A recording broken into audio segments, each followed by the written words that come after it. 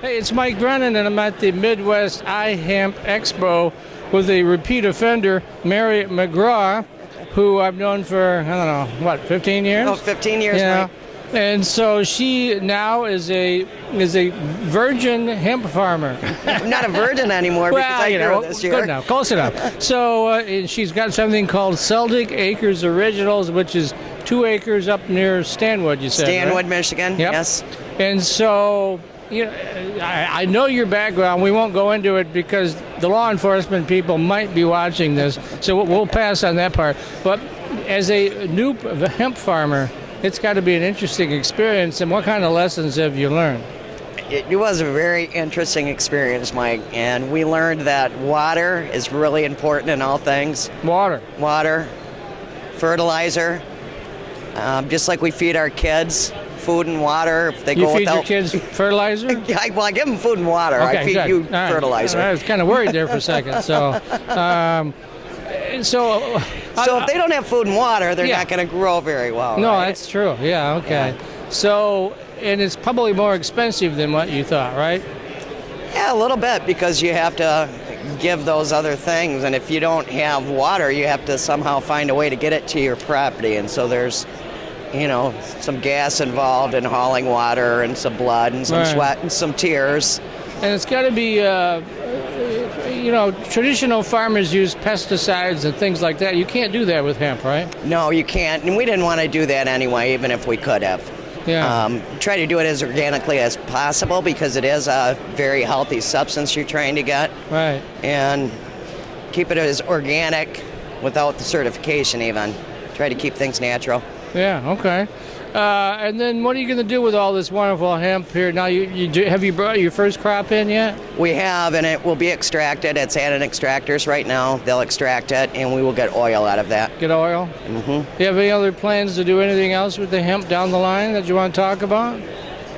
I would like to I'm looking for a clothing line, actually, and accessories that I can use in my other business for apparel.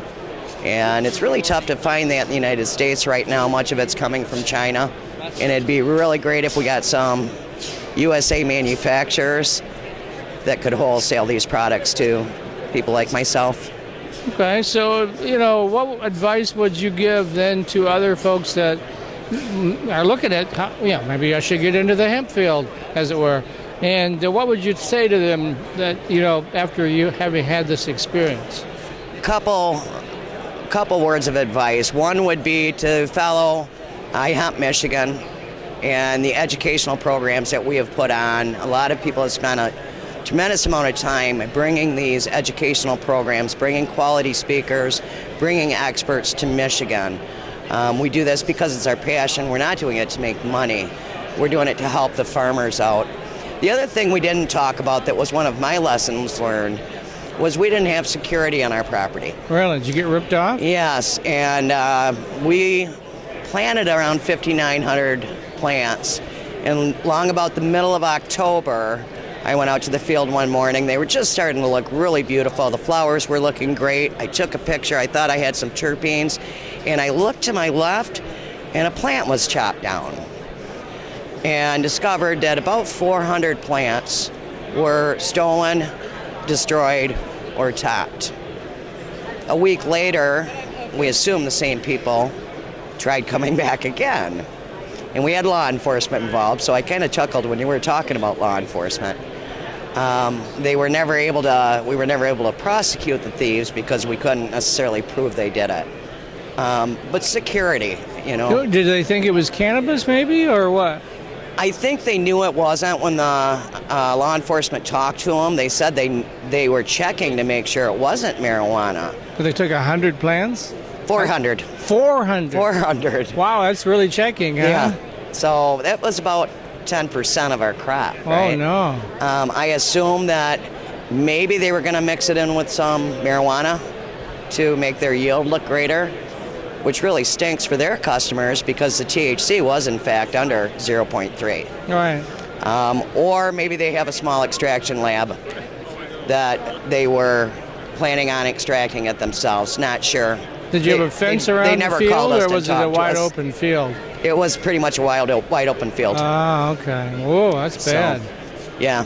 So I would say, security, and keep an eye on your crop. So, how have you changed your security? I'm moving my field. Ah, okay.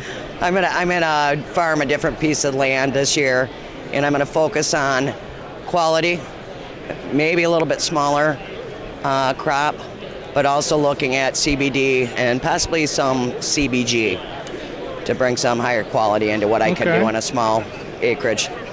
I know you don't yet have a website, so if somebody wants to reach out to you, how would they do that? They can call me or text me, 616-813-2384, or drop me an email at cbsmary@gmail.com. And very shortly, those will be changing into a place where they can reach me. I can do custom designs, I can do custom orders, logo wear, custom signs with a laser machine. So, okay, a lot of sounds things to great. offer. And I know there's more to come, but I'm not at liberty now to share what she has in mind. So we'll leave it at that. This is Mike Brennan. We're at the Midwest Hemp Expo in Lansing.